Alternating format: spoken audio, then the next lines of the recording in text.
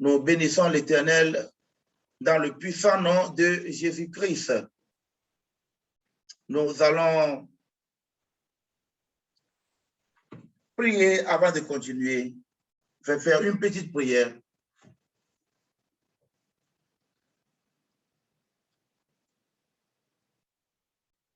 Nous bénissons l'Éternel. Dieu d'amour, Dieu de bonté, nous voulons te rendre grâce pour ce moment précieux, Père, que tu as mis à notre portée. Ce moment qui fait notre joie, ce moment de communion entre frères et sœurs dans le corps de ton Fils Jésus-Christ. C'est ça ta volonté, que nous fassions cette communion et que nous soyons prêts et que nous demeurons éveillés et que l'huile ne manque pas dans nos lampes au retour de l'époux. Père, que toute la gloire te revienne dans le puissant nom de Jésus-Christ. Dieu d'amour, Dieu de bonté, ce n'est pas moi qui vais parler, mais c'est toi par ton esprit qui nous enseignera et qui nous édifiera. Dans le puissant nom de Jésus-Christ, Père, dispose le cœur de tout un chacun de nous ici présents pour recevoir ta parole qui est vie et esprit. Et dans le puissant nom de Jésus-Christ que nous t'avons prié. Amen.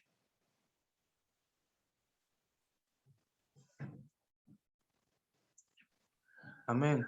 Amen. Amen. Nous continuons, bien-aimés dans le Seigneur. Comme je le disais, que le cœur non régénéré est influencé par le mal. Parce que le cœur qui est régénéré est conduit par le Saint-Esprit. Il est sous le guide du Saint-Esprit. Il a comme Saint-Esprit l'enseignant qui le guide, qui l'illumine, qui l'enseigne, qui l'avertit, qui le met en garde. Mais le cœur non régénéré est influencé par le mal parce que ce cœur est exposé à tout vent.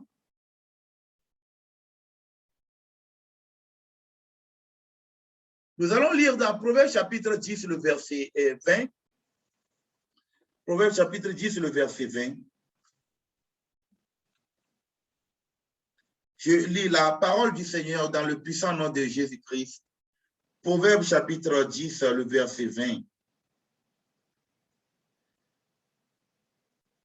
Un cœur faux ne trouve pas le bonheur, et celui dont la langue est perverse tombe dans le malheur. Bien-aimé dans le Seigneur. Un cœur qui est faux, ne trouve pas le bonheur, et celui dont la langue est perverse tombe dans le malheur. Donc, quand tu as un cœur qui est faux, un cœur méchant, tu ne trouveras jamais le bonheur.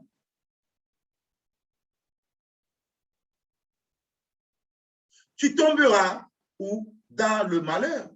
Dans le malheur parce que ton cœur est un cœur faux, rempli de fausseté, rempli de méchanceté, rempli d'avis, rempli de meurtre, d'adultère,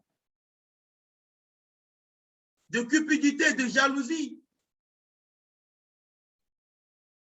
et de toutes sortes d'esprits impurs. Ainsi, tu ne trouveras pas le bonheur, mais tu tomberas dans le malheur. Nous allons tirer un exemple du livre de Jean, évangile selon Jean. Jean chapitre 13, le verset 2. Nous allons lire cela. Jean chapitre 13, le verset 2.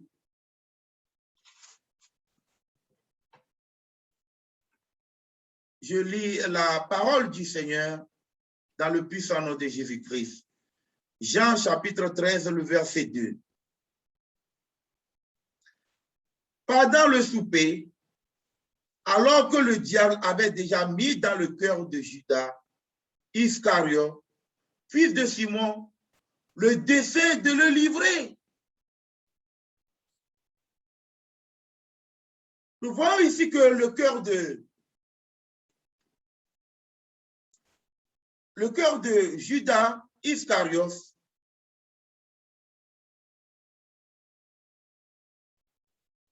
avait été influencé par quoi? Par qui? Par le diable, par le mal. Son cœur a été influencé par le diable, par le mal. Pourquoi? Parce que lui-même, il était un méchant, il est mauvais. Parce que lui-même, il est mauvais. C'est pour cela que le diable a su influencer son cœur.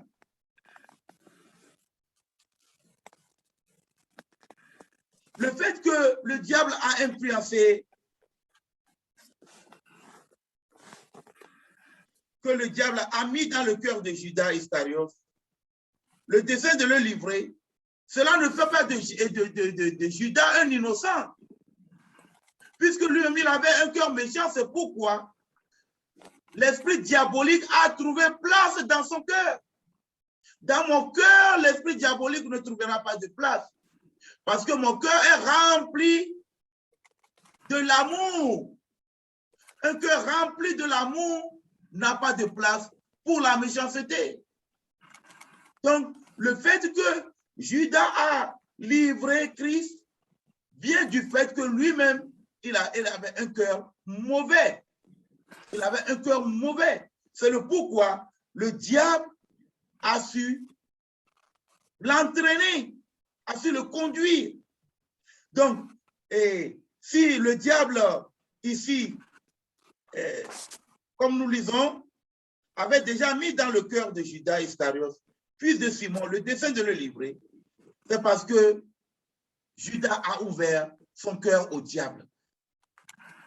C'est parce que son cœur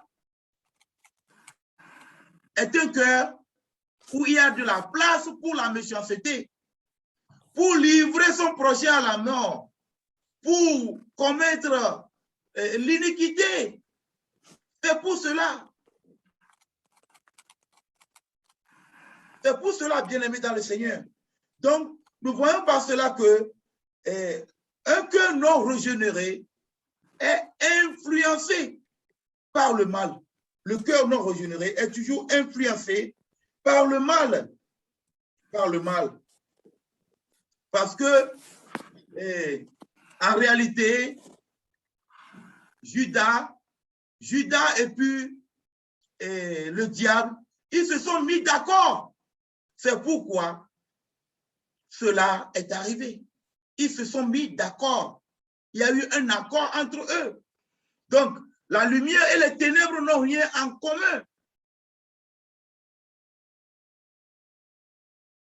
Si nous prenons 2 Corinthiens chapitre 6,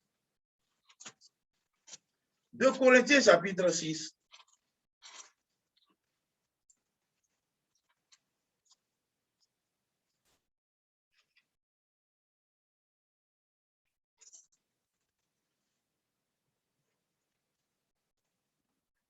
nous allons lire à partir du verset 14. Je lis la parole du Seigneur, 2 Corinthiens chapitre 6, à partir du verset 14. Ne vous mettez pas avec les infidèles sous un joug étranger. Car quel rapport y a-t-il entre la justice et l'iniquité? Ou qu'y a-t-il de commun entre la lumière et les ténèbres? Le verset 15. Quel accord y a-t-il entre Christ et Bélial? Ou quelle part a le fidèle avec l'infidèle? Je reste sur le verset 15. Quel accord y a-t-il entre Christ et Bélial? Ou quelle part a le fidèle avec l'infidèle? Bélial désigne le diable. Quel rapport y a-t-il entre Christ et le diable?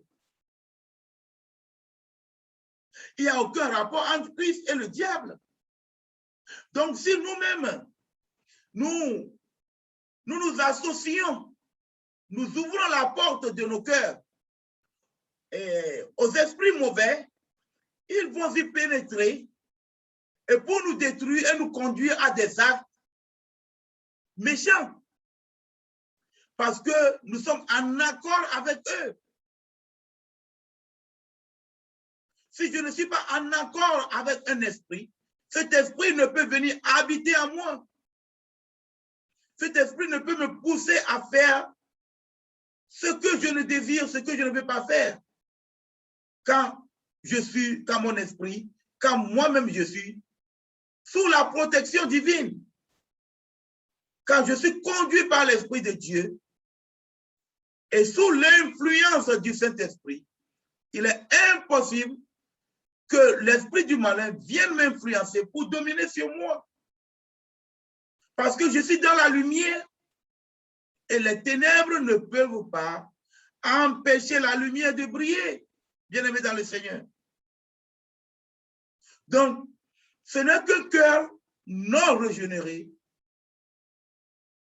qui est influencé par le mal, comme nous voyons dans le cas de Judas Iscariote qui a livré notre Seigneur Jésus-Christ. Bien-aimés dans le Seigneur, purifions nos cœurs, marchons avec droiture, avec une droiture de cœur devant Dieu. Approchons-nous de lui comme des pierres vivantes, comme des sacrifices vivants. Et offrons-nous notre corps à Dieu, notre âme, notre esprit, le corps tout entier. Purifions-nous et éloignons-nous de tout ce qui est contraire à la volonté divine. Soyez richement et abondamment bénis dans le puissant nom de Jésus-Christ. Amen.